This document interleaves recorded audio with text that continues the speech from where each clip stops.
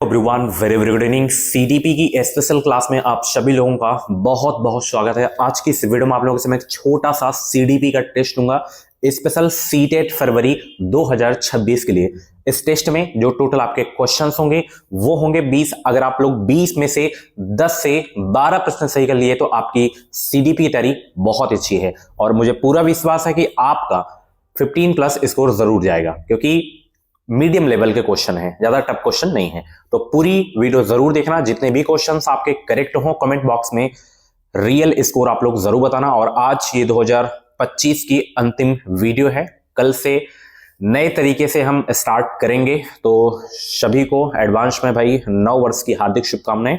तो चलिए स्टार्ट करते हैं। सबसे पहला प्रश्न आपकी स्क्रीन पे यहाँ पे आ गया है कि शैशव काल की अवधि होती है जन्म से 1 वर्ष तक, या जन्म से 2 वर्ष तक, या जन्म से 3 वर्ष तक, या 2 से 3 वर्ष तक। बताइए शैशव काल की जो अवधि होती है कितने साल से कितने साल तक होती है। बहुत ही इंपॉर्टेंट क्वेश्चन आपके एग्जाम के लिए।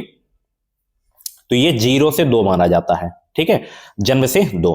तो ऑप्शन यहां पे आपका जो है दूसरा वाला बिल्कुल करेक्ट हो जाएगा। चलिए नेक्स्ट क्वेश्चन आपकी स्क्रीन पे आ गया है कि पियाजे के अनुसार 2 से 7 वर्ष के बीच का एक बच्चा संज्ञानात्मक विकास की किस अवस्था में है। पूर्व संक्रियात्मक, या औपचारिक संक्रियात्मक, या मूर्त संक्रियात्मक, या संवेदी गतिक। बताइए दूसरे प्रश्न का राइट आंसर क्या हो जाएगा। और सारे के सारे ये क्वेश्चन पीवाईक्यू ही हैं, ठीक है। चलिए बताइए दूसरे का राइट आंसर क्या होगा। बहुत अच्छे भाई, सभी लोग जवाब देने का प्रयास करेंगे और यहाँ पे मैं कुछ नोट करवाऊंगा, उसको आपको नोट भी करना है, क्योंकि ये भाई इससे क्वेश्चन आता है, 100% आता है। यहाँ पे पूछ रहा है कि पियाजे के अनुसार 2 से 7 वर्ष के बीच का एक बच्चा संज्ञानात्मक विकास की किस अवस्था में है। तो ये पूर्व संक्रियात्मक में है, ठीक है। तो 2 से 7 वर्ष की बात की जाए तो पूर्व संक्रियात्मक हो जाए, ठीक है, पूर्व संक्रियात्मक हो जाएगा। अगर 0 से 2 की बात की जाए, यानी कि जन्म से 2 वर्ष की बात करें, तो वो किस अवस्था में आएगा, संवेदी गत्यात्मक, ठीक है, संवेदीगात्मक अवस्था में आएगा, ठीक है, संवेदीगात्मक। और अगर हम बात करें 7 से 12 तो वो मूर्त संक्रियात्मक अवस्था में आएगा। किस में आएगा, मूर्त संक्रियात्मक। 7 से 12 वर्ष की आयु वाले बच्चे जो होते हैं मूर्त संक्रियात्मक में आएंगे, ठीक। 12 से 16 वर्ष के जो बच्चे होते हैं औपचारिक संक्रियात्मक में आते हैं। 12 से 16 और ये आपका 0 से 2। इसको आप नोट कर लीजिए, ठीक है, ये क्वेश्चन बहुत पूछा जाता है। चलिए नेक्स्ट क्वेश्चन यहां पे देख सकते हो, विकास किस ओर से किस ओर बढ़ता है। सामान्य से विशिष्ट की ओर, जटिल से कठिन की ओर, विशिष्ट से सामान्य की ओर, या साधारण से आसान की ओर। बताइए तीसरे का राइट आंसर क्या होगा। ये तो होगा ही नहीं। अब बताइए 3 में से बताइए, बताएंगे तीसरे प्रश्न का राइट आंसर क्या होगा। विकास किस ओर से किस ओर बढ़ता है। सभी का सही उत्तर आना चाहिए। और भी क्लासेस आपको प्लेलिस्ट में मिल जाएंगी, तो एक बार प्लेलिस्ट आप जरूर से जरूर चेक कर लेना। तो विकास देखिए सामान्य से विशिष्ट की ओर बढ़ता है। किस ओर से किस ओर, सामान्य से विशिष्ट ओर, ठीक है। तो यहां पे पहला ऑप्शन बिल्कुल करेक्ट हो जाएगा। चलिए अगला प्रश्न यहां पे देख सकते हो, जब वयस्क सहयोग से सामंजस्य कर लेते हैं तो वे बच्चे के वर्तमान स्तर के प्रदर्शन को संभावित क्षमता के स्तर के प्रदर्शन की तरफ प्रगति क्रम को सुगम बनाते हैं। इसे कहा जाता है क्या, समीपस्थ विकास, या सहयोग देना, या सहभागी अधिगम, या सहयोगात्मक अधिगम। बताइए चौथे का राइट आंसर क्या होगा। बहुत अच्छे भाई, सभी लोग जवाब देने का प्रयास करेंगे। जब वयस्क सहयोग से सामंजस्य कर लेते हैं तो वे बच्चे के वर्तमान स्तर के प्रदर्शन को संभावित क्षमता के स्तर के प्रदर्शन की तरफ प्रगति क्रम को सुगम बनाते हैं। इसे कहा जाता है सहयोग देना। क्या कहा जाता है, सहयोग, ठीक है। बी ऑप्शन बिल्कुल करेक्ट। नेक्स्ट क्वेश्चन 5वें का जवाब दीजिए। नवीन जानकारी को शामिल करने के लिए वर्तमान स्कीम में बदलाव की प्रक्रिया कहलाती है क्या। अनुकूलन, आत्मसात्करण, समायोजन, अहम केंद्रिता। और अभी दोपहर में अधिगम अक्षमता वाली क्लास हुई है, उससे भाई 2 प्रश्न जरूर आपके एग्जाम में आते हैं, तो उस वीडियो को जाके देख लेना, बहुत ही हेल्पफुल वीडियो है। बताइए 5 का करेक्ट आंसर क्या होगा। नवीन जानकारी को शामिल करने के लिए वर्तमान स्कीम में बदलाव की प्रक्रिया कहलाती है क्या, समायोजन कहलाता है, ठीक है। यहां पे ऑप्शन सी आपका बिल्कुल करेक्ट। नेक्स्ट क्वेश्चन आपके स्क्रीन पे आ गया है कि मध्य बाल अवस्था में भाषा किसके बजाय किससे अधिक है। अहम केंद्रित सामाजिकृत, या सामाजिकृत अहम केंद्रित, जीववादी सामाजिकृत, या परिपक्व या अपरिपक्व। 6 का जवाब दीजिए सब लोग। बहुत अच्छे भाई, सभी को गुड इवनिंग, सभी को गुड इवनिंग। वीडियो को लाइक शेयर जरूर कर देना और चैनल पे आप लोग नए हो तो सब्सक्राइब जरूर कर लेना। हो सके तो आज ही आप जो है 2.5 लाख सब्सक्राइबर कंप्लीट करा दीजिए। कुछ ही सब्सक्राइबर कम है, तो जितने भी लोग क्लास को देख रहे हो भाई, अगर आप सब्सक्राइब नहीं किए हो तो प्लीज सब्सक्राइब जरूर कर लो इसको। तो यहाँ पे सामाजिक अर्थ हम केंद्रित हो जाएगा, बी ऑप्शन बिल्कुल करेक्ट हो जाएगा। चलिए अगला प्रश्न यहाँ पे बाल केंद्रित शिक्षा में शामिल है बच्चों के लिए हस्तपरक गतिविधियां, बच्चों को एक कोने में बैठना, प्रतिबंधित परिवेश में अधिगम वे गतिविधियां जिनमें खेल शामिल नहीं होते। बताइए बाल केंद्रित शिक्षा में शामिल है क्या? 7 का राइट आंसर क्या होगा?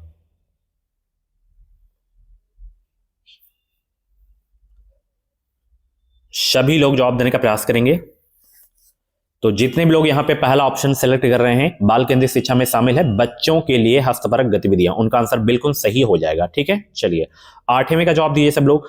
कक्षा अध्यापक ने राघव को अपनी कक्षा में अपने कीबोर्ड पर स्वयं द्वारा तैयार किया गया मधुर संगीत बजाते हुए देखा। कक्षा अध्यापक ने विचार किया कि राघव में कौन सी बुद्धि उच्च स्तरीय थी? स्थानिक बुद्धि, शारीरिक गतिबुद्धि, गतिबोधक बुद्धि, या संगीतमय या भाषाई बुद्धि? बताइए 8 का करेक्ट आंसर क्या होगा?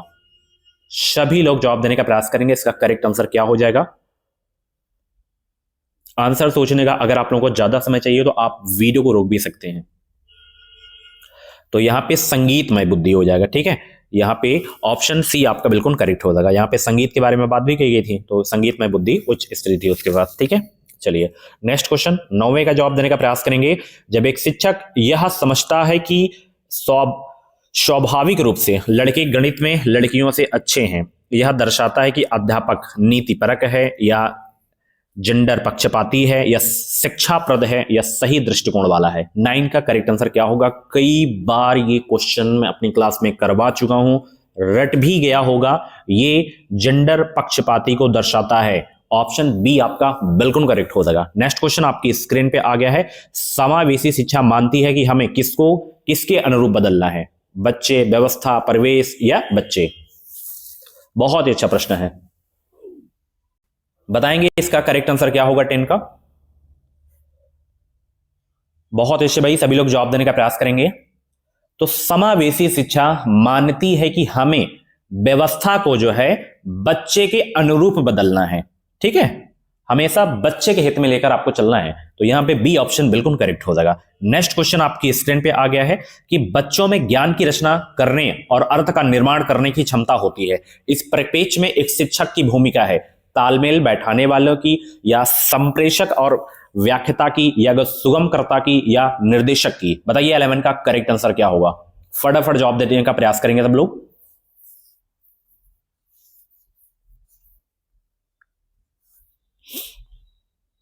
तो यहां पे सुगमकर्ता। ठीक है, एक शिक्षक की भूमिका है सुगमकर्ता के रूप में। ऑप्शन सी करेक्ट होगा। नेक्स्ट क्वेश्चन 12 का जवाब दीजिए सब लोग। इनमें से कौन सी विशेषता प्रतिभाशाली बच्चों की नहीं है? उच्चतर श्रेणी की मानसिक प्रक्रियाएं, उच्च आत्म क्षमता, निम्न औसती मानसिक प्रक्रियाएं, अंतर्दृष्टि पूर्वक समस्याओं का समाधान करना? बताइए 12 का करेक्ट आंसर क्या होगा? तो यहां पे निम्न औसती मानसिक प्रक्रिया हो जाएगा। सी ऑप्शन बिल्कुल करेक्ट हो जाएगा। नेक्स्ट क्वेश्चन यहां पे 13 का जवाब देने का प्रयास करेंगे। यहां पे कोहलबर्ग के सिद्धांत के पूर्व परंपरागत स्तर के अनुसार कोई नैतिक निर्णय लेते समय एक व्यक्ति निम्नलिखित में से किस तरफ प्रवृत्त होगा? अंतर्निहित संभावित दंड, व्यक्तिगत आवश्यकताएं तथा इच्छाएं, व्यक्तिगत मूल्य, पारिवारिक अपेक्षाएं? 13 का करेक्ट आंसर क्या होगा? बताइए करेक्ट आंसर क्या होगा भाई 13 का? अंतर्निहित संभावित दंड हो जाएगा। पहला ऑप्शन बिल्कुल करेक्ट होगा। नेक्स्ट क्वेश्चन आपकी स्क्रीन पे आ गया है, जवाब देने का प्रयास करेंगे। शिक्षार्थियों की व्यक्तिगत विभिन्नताओं के संदर्भ में शिक्षिका को चाहिए विविध प्रकार की अधिगम परिस्थितियों को उपलब्ध कराना, या निगमनात्मक पद्धति के आधार पर समस्याओं का समाधान करना, या कलन विधि का अधिकतर प्रयोग करना, या बात करने के लिए शिक्षार्थियों को तथ्य उपलब्ध कराना? 14 का करेक्ट आंसर क्या होगा? फटाफट जवाब देने का प्रयास करेंगे। शिक्षार्थियों की व्यक्तिगत विभिन्नताओं के संदर्भ में शिक्षिका को चाहिए क्या? विविध प्रकार की अधिगम परिस्थितियों को उपलब्ध कराना है। यहां पे पहला ऑप्शन बिल्कुल करेक्ट हो जाएगा। नेक्स्ट क्वेश्चन, यहां पे निम्नलिखित में से कौन सा बाल विकास का एक सिद्धांत नहीं है? बताइए। सभी विकास एक क्रम का पालन करते हैं, विकास के सभी क्षेत्र महत्वपूर्ण हैं, सभी विकास परिपक्वन तथा अनुभव की अंतःक्रिया का जो है परिणाम होते हैं, या सभी विकास तथा अधिगम एक समान गति से आगे बढ़ते हैं। 15 का राइट आंसर क्या होगा, सभी लोग कमेंट बॉक्स में जवाब देने का प्रयास करेंगे।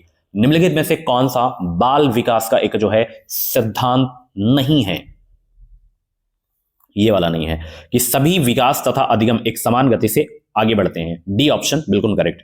नेक्स्ट क्वेश्चन यहां पे, निम्नलिखित में से कौन सा आकलन करने का सर्वाधिक उपयुक्त तरीका है। आकलन शब्द की समाप्ति करना चाहिए, आकलन शिक्षण अधिगम में अंतर्निहित प्रक्रिया है, आकलन एक शैक्षणिक सत्र में 2 बार करना चाहिए, शुरू में और अंत में, आकलन शिक्षक के द्वारा नहीं बल्कि किसी बाह्य एजेंसी के द्वारा कराना चाहिए। 16 का करेक्ट आंसर क्या होगा भाई, very very most important question आपके एग्जाम के लिए, फटाफट जवाब देने का प्रयास करेंगे। निम्नलिखित में से कौन सा आकलन करने का सर्वाधिक उपयुक्त तरीका है, ये वाला कि आकलन शिक्षण अधिगम में अंतर्निहित प्रक्रिया है। बी ऑप्शन बिल्कुल करेक्ट। नेक्स्ट क्वेश्चन यहां पे 17 का जवाब देने का प्रयास करेंगे। निम्नलिखित में से कौन सा सृजनात्मक से संबंधित है, अपसारी चिंतन, अभिसारी चिंतन, सांवेगिक चिंतन या अहमवादी चिंतन। 17 का जवाब देने का प्रयास करेंगे। निम्नलिखित में से कौन सा सृजनात्मक से संबंधित है, तो अपसारी चिंतन सृजनात्मक से संबंधित है, पहला ऑप्शन बिल्कुल करेक्ट हो जाएगा। नेक्स्ट क्वेश्चन यहां पे, बच्चों के बारे में निम्नलिखित कथनों में से किस कथन से वाइगोत्स्की सहमत होते, बताइए किस कथन से वाइगोत्स्की जो है सहमत होते। पहला कथन है बच्चे समवयस्कों और वयस्कों के साथ सामाजिक अंतःक्रियाओं के माध्यम से सीखते हैं। दूसरा कथन है बच्चे तब सीखते हैं जब उनके लिए आकर्षक पुरस्कार निर्धारित किए जाएं। तीसरा कथन है बच्चों के चिंतन को तब समझा जा सकता है जब प्रयोगशाला में पशुओं पर प्रयोग किए जाएं। चौथा कथन है बच्चे जन्म से शैतान होते हैं और उन्हें दंड देकर नियंत्रित किया जाना चाहिए। बताइए बच्चों के बारे में निम्नलिखित कथनों में से किस कथन से वाइगोत्स्की सहमत होते, ये वाले से, पहले वाले से कि बच्चे समवयस्कों और वयस्कों के साथ सामाजिक अंतःक्रियाओं के माध्यम से सीखते हैं, पहला ऑप्शन बिल्कुल करेक्ट। नेक्स्ट क्वेश्चन यहां पे देख सकते हो, बच्चे जिज्ञासु प्राणी होते हैं जो अपने चारों ओर के जगत को खोजने के लिए अपने ही तर्कों और क्षमताओं का उपयोग करते हैं, या चिंतन में वयस्कों की भांति ही होते हैं और ज्यों ज्यों वे बड़े होते हैं उनके चिंतन में गुणात्मक वृद्धि होती है। रीतें बर्तन के समान होते हैं जिसमें बड़ों के द्वारा दिया गया ज्ञान भरा जाता है। डी वाला है कि निष्क्रिय जीव होते हैं जो प्रदत्त सूचना को ज्यों की त्यों प्रतिलिपि के रूप में प्रस्तुत कर देते हैं। 19 का करेक्ट आंसर क्या होगा,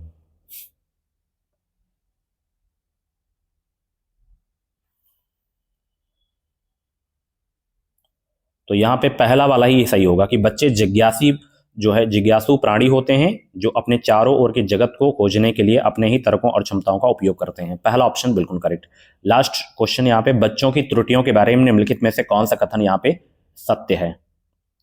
असावधानी के कारण बच्चे त्रुटियां करते हैं, बच्चों की त्रुटियां उनके सीखने की प्रक्रिया का अंग है, बच्चे तब त्रुटियां करते हैं जब शिक्षक सौम्य और उन्हें करने पर दंड ना देता हो, और यहां पे डी ऑप्शन मैं आपको दिखाई दे रहा हूं। चलिए आप इन्हीं 3 में से बताइए, ठीक है, इन्हीं तीनों में से बताइए कौन सा करेक्ट होगा। चौथा तो है ही नहीं तो उसे आप साइड कर दीजिए। बच्चों की त्रुटियों के बारे में निम्नलिखित में से कौन सा कथन सत्य है, ये वाला कि बच्चों की त्रुटियां उनके सीखने की प्रक्रिया का अंग है, ठीक है। तो ये थे आपके सीडीपी के टॉप 20 क्वेश्चन। इन 20 में से जितने भी क्वेश्चंस आपके करेक्ट हुए हों कमेंट बॉक्स में अपना रियल स्कोर जरूर बताना। बाकी मिलते हैं हम कल 1 जनवरी 2026 को एक नए तरीके से नए अंदाज में। Thank you so much, bye bye, take care, मिलते हैं अगली क्लास में।